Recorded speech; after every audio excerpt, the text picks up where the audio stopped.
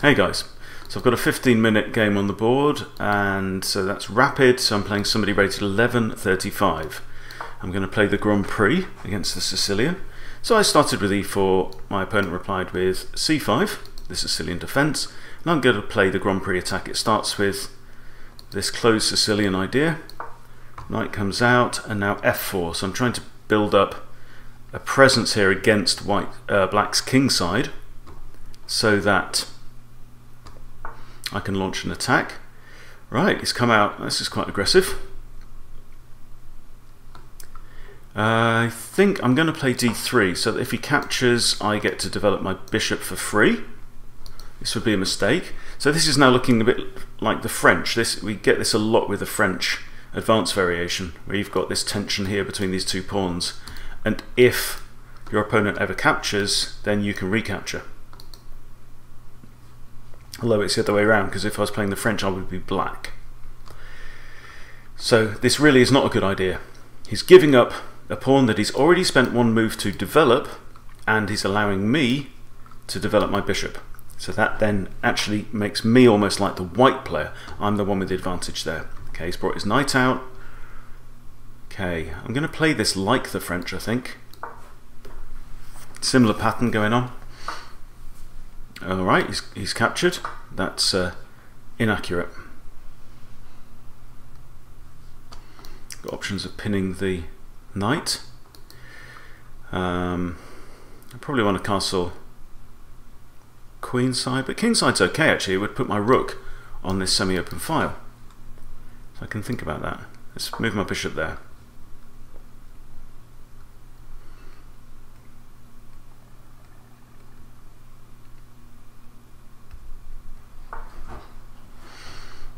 Okay, let's go ahead and castle. So now I've practically completed development, just need to move my queen up. Okay, he's getting ready to castle kingside as well. What does this mean? Where do I want my attack to come from? I think I'm just going to move my queen there, with possibilities of if he castles, I've got maybe a bishop sacrifice, pawn takes, queen takes, and this king would be there, looking very, very cold. And then you see my knight might be able to come in. I like the look of that. So now I've completed development, right? I'm castled, I've got all my pieces out into the board. My opponent still has two pieces stuck on the back rank and is not castled. So you can see the difference. Yes, I'm white, yes, I've got the initiative, but that pawn capture there, completely unnecessary on my opponent's part, allowed my bishop to come out into the board, allowed me to connect my rooks sooner. If I'd have wished to castle queenside, it would have helped me in my ambitions to castle queenside. So sometimes it seems like, I think you see this a lot with beginners, where you can almost tell that a move is just being pushed because they couldn't think of anything else to do. Alright, so this is fine for me. I'm not upset about this. I'm not going to try and kick the bishop. I don't want to weaken these pawns around my king, because if bishop takes knight, I take bishop, I've still got the bishop pair, I'm okay there. So I think it's time for just a slight defensive move. I'll push a3, stopping this knight coming in there, and let's see what my opponent's intentions are. It can put pressure onto your opponent if you just calmly ignore their threats. But first you have to figure out that it's not a serious one. I can't see him castling here. I can't see him putting his king on there and his rook here. Okay. Now I've got, let's think about this. I could capture, pawn recaptures doubled pawns. Could then lead to an exchange of light squared bishops, that's okay. Because I've got a light squared pawn structure, both light squared bishops are less valuable, but this would be a relatively equal trade. I'm not even concerned about him capturing there. You know, I can recapture, say with a bishop, bishop takes, rook takes. Now I've developed my rook, and now my rook can maybe swing across and be part of an attack there. So I'm thinking about maybe knight to b5. It's not defended on that square, and it's not really doing anything, and can be kicked away quite easily, so maybe that's not the way to go. Maybe it's time to pressurize the bishop. Let's get rid of this bishop. I'll see what it wants to do. Does it want to swap off? If it does, that's fine by me.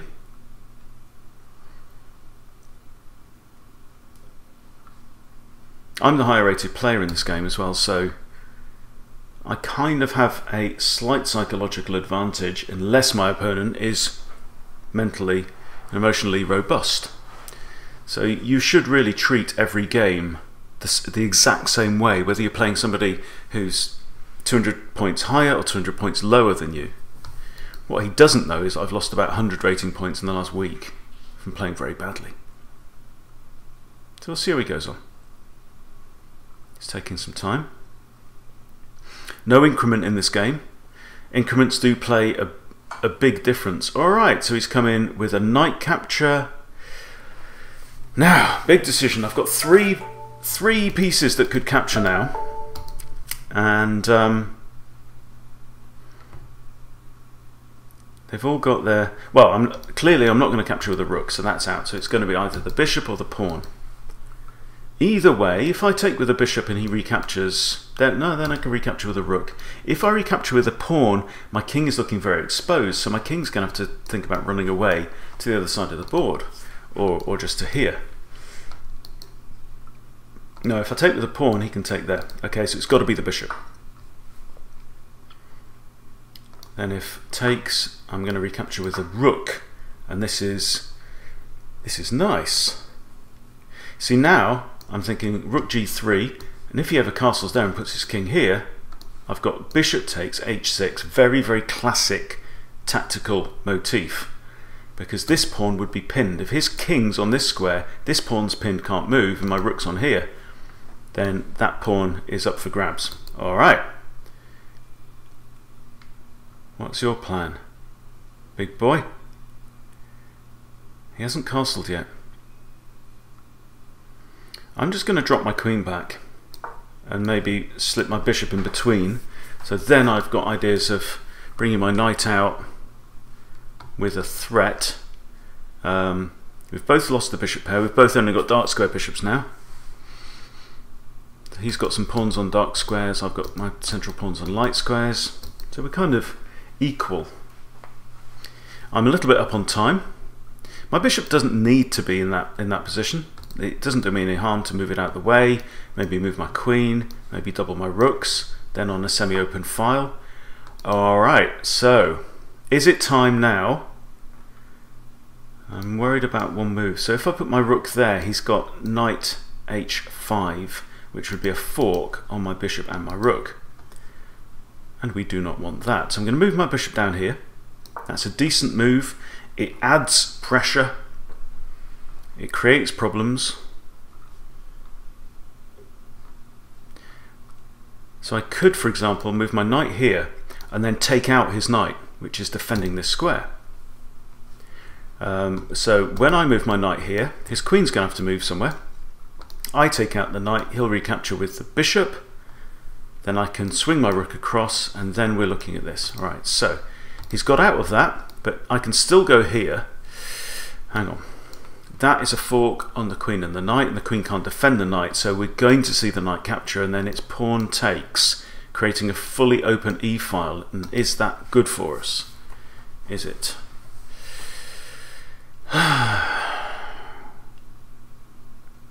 So maybe knight to there isn't great. I'm doubling my pawns. I'm opening up the middle of the board. I'm not really interested in the middle of the board. I'm quite happy to keep that kind of closed. What I want to do is attack here. Could put my queen on g3. How about that? He can't push and exchange queens because his queen's undefended at this point. So queen on g3. Then immediately threatens that. If the knight comes to there still, it's a slight issue. What can I do about that? I can't play g4. I mean, yes, it stops the knight going there, but it also messes up the rest of my plans.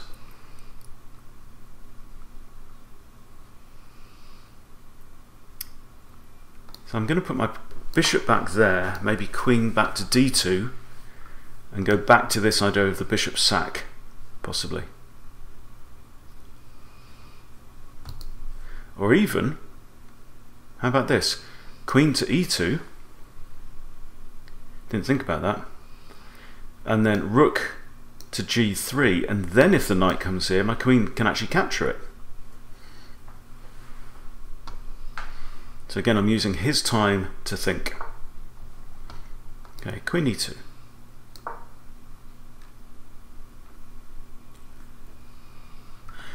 So I've identified a square that's currently not really playing any part in the game, but this is like a key square right now. Okay, rook to g3. Let's keep the pressure up. The threat, immediate threat, is bishop takes h6. Pawn can't recapture because it's pinned, and that really starts to expose this king. It's lost the key defender. And my bishop can always just swing, come straight back down here. So he's centralized his rooks here, but this is a closed file, the D file, and the E file is semi-open, but look, the pawn at the front of that is protected. So are we going to see... Ooh, hello. Ah, he spotted it. Well done. Well done. You've spotted it. Now,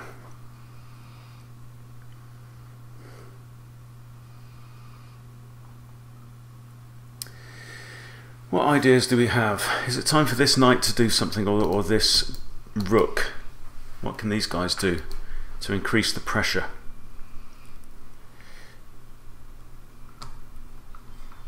Maybe rook to f1 might be a good general idea. We've also got, if my knight's going to come in, it's got quite a long way around to come. Yeah, I definitely don't want to trade knights now on there with that pawn recapturing when there's a rook on that file. I don't want to do that. So let's think, knight, there, rook can recapture. That's not bad. Another very, very common beginner mistake is to rush. And I think I've been doing that a little bit recently. Okay, discovered attack on the rook by the queen.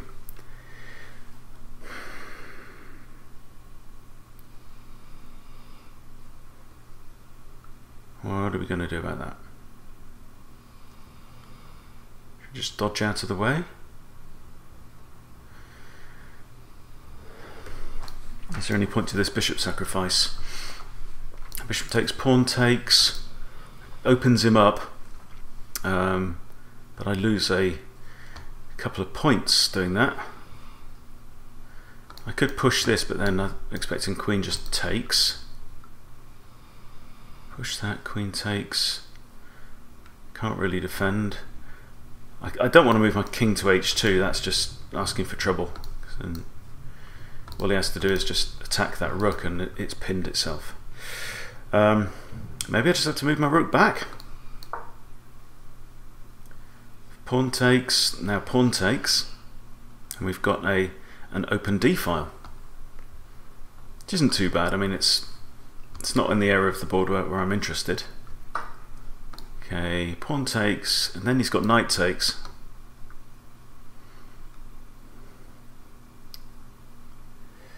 So I do have to move my rook. I'm kind of loath to move it backwards, but I've got bishop to there with a counterattack against the queen as well.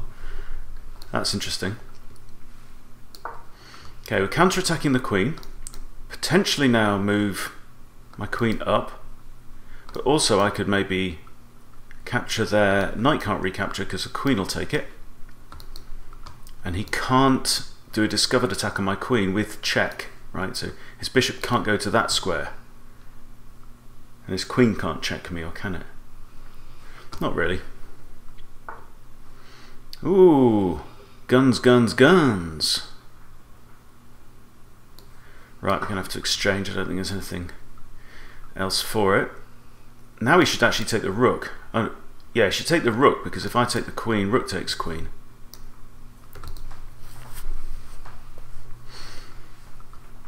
This is always the risk with counterattacks. You really need to calculate them.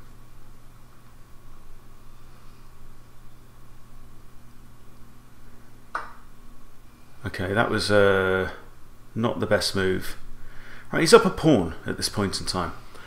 I could capture the pawn, but then we've got rook captures. I need to get this rook to safety, either by moving it or by removing the pawn. Which is best? He's always got pawn captures there with a discovered attack on the queen, and my queen can't recapture on there. He's playing fairly well, actually. I think I may just be forced to... I'm going to put my rook here and pawn captures. I win material, so let's do that. Oh no, I don't straight away. I have to recapture first, but then I can capture the rook, and if knight recaptures, then queen recaptures.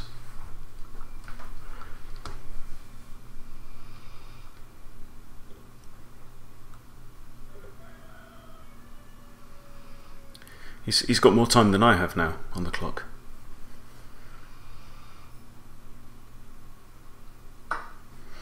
Okay, he's gone for that, and now pawn recaptures. So he may exchange rooks. That's okay. His pawns are now looking more solid than mine, you see. So he's got 3 around his king, whereas I've only got the 2. And he's got 3 here that could link up, and I've got now an isolated one on d3.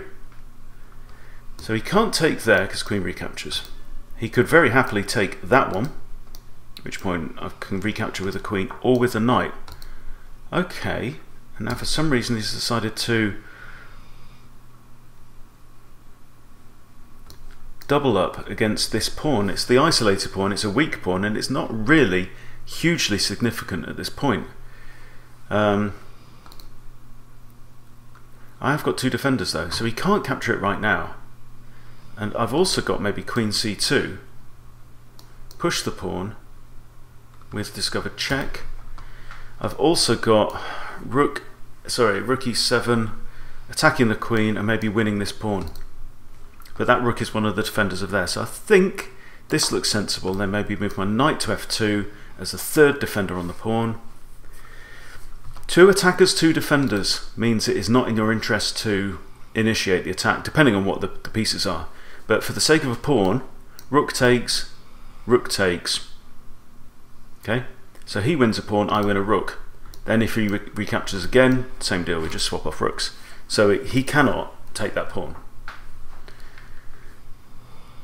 Another nice thing is that this knight is defended twice right now, or this square is defended twice, let's say. Now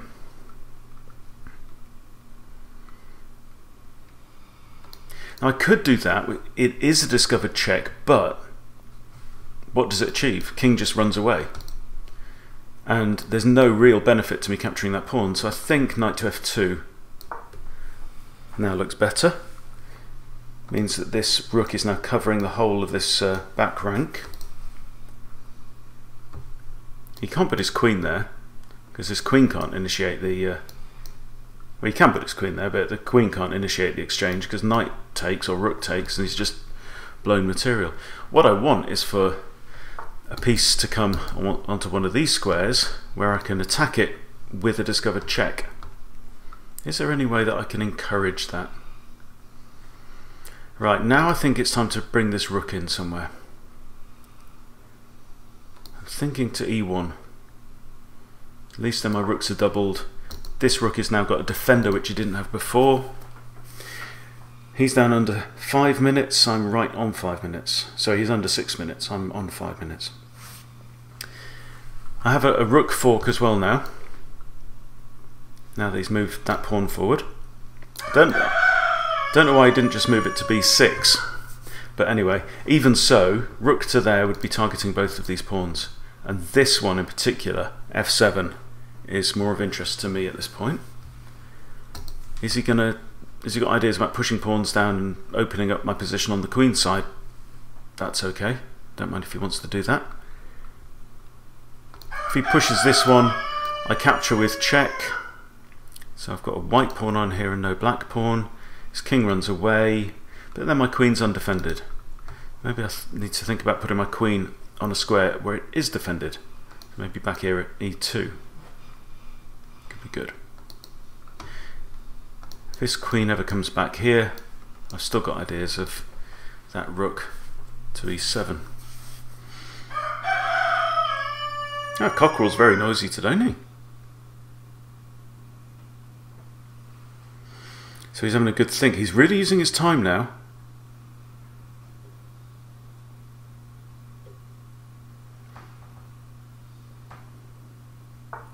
So this is one of those positions that's actually fairly solid. Okay. Pawn takes, he's in check, he has to run away. So much so, so far so clear. It's a free pawn in a way, because I can then follow up with b3 and protect it. So he's in check now. I can't see, no, he's not going to move his knight there, because I would just take the knight probably with a queen, forking the king and queen and forcing an exchange. Okay, so he's done that. Now I can't recapture, I can't capture again on b, so I'm just going to push b3. Then if pawn captures, I've got even queen captures, and we're going to find ourselves in an ending.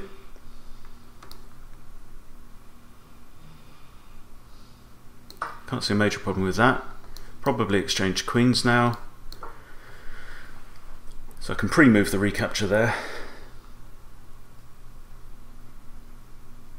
If this knight moves as well, I've got back rank ideas. Oh no, he's got rook and queen guarding that square. So I don't have back rank ideas. Let's redo that pre-move. It's not generally a good idea to pre-move unless you are basically anticipating a capture and recapture, and you are absolutely clear that the recapture is the only correct move. And when it's queen exchange, then it's pretty much a no-brainer. So if the queens come off the board, then that... Ooh, hello. What's this about? Okay, takes, rook to there, rook takes, king stuck here. I can't cover that square with a knight because it can't go on either of those two, but I am going to do the exchange because it undoubles his rooks, for one thing. He's got 3 minutes 22 and we've got 2 pawns and 2 pawns. He's got 3 and a 1. Let's play rook d1. It pins this... Oh no! I've just blundered my rook. No I haven't. No I haven't. Okay, he takes rook, I take rook. Whew! I knew that. I knew that. I was playing. Nah, that was a funny old move. So he moved his knight there. I failed to notice that one of the things that move was doing was attacking my rook.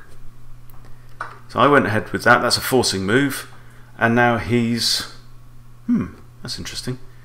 Kind of broken the pin, I guess. I can't go to there or there, so I need to move this rook. I'm just going to move it across here where at least it's attacking a vulnerable pawn. Makes my opponent have to think about something at the very least. He's probably going to move his king across because he can't let me take that really, because I'll then come back with this and grab 2 pawns. I think my king, let's see, these pawns are covering these 2 squares, so my king on h2 would actually be quite snug. He's running low on time now, and to be fair, I think I fancy my chances in an ending, in an end game, against somebody rated a couple of 100 points lower, particularly as there's no increment. This is the key thing. When you get into an ending, it doesn't really matter how much time you've spent on the moves previously. You could be down to 20 seconds, and yet if it's just a case of a race for the line and there's an increment, then the player with the best setup should normally, the player with the advantage should normally convert that advantage. That's the thing. So it means that you've got a limited amount of time to play the opening and middle game, but the end game, provided you're careful and don't blunder, should really kind of take care of itself. Okay, I'm not worried about rook here because the knight's actually covering it, so I'm going to, let's attack this pawn. He's under 2 minutes, so I'm now using the clock as a weapon to a degree against him. I'm going to make him rush, and if I can make my moves quickly and know that they are sound, then that's good for me, because it means he's not able to use my time to think. He has to use his time to think. I'm now on 3 minutes and he's just about to hit 1 minute 30, and that could be relevant. Pretty good close game though, kind of like it. Okay, there's no kind of sacrifice idea of getting this pawn, so let's just throw in a check for the hell of it. I think his king's going to move. I've got possibilities of maybe pawn to there. I'm going to put my rook here. Can be attacked by the knight, and then just move it away. Every move that he makes now, he's having to, you know, that clock's just ticking down. 1 minute 11, 1 minute 10. Could put my rook, no, I can't put it here if he's got his knight on there. I'll just move it to here, it's defended by a pawn. Always a good idea to put your pieces on squares where they are defended. You know, it's great to be able to look at your board and see that every piece and pawn on that board is defended by something else. Very often is not the case with beginner games. It's very often the case with master level chess games. One idea potentially could be to double up my rooks on the 7th rank and then start Pac-Manning some pawns. Anyone younger than about 35 won't know what I mean by Pac-Man. Speak to your parents. Knight to there doesn't make sense. It just messes up my pawns.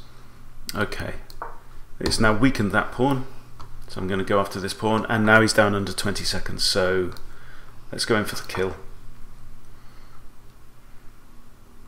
I know that my king is safe. It's safe from the knight because the knight can't go there and check without getting captured by a pawn, and this is looking good.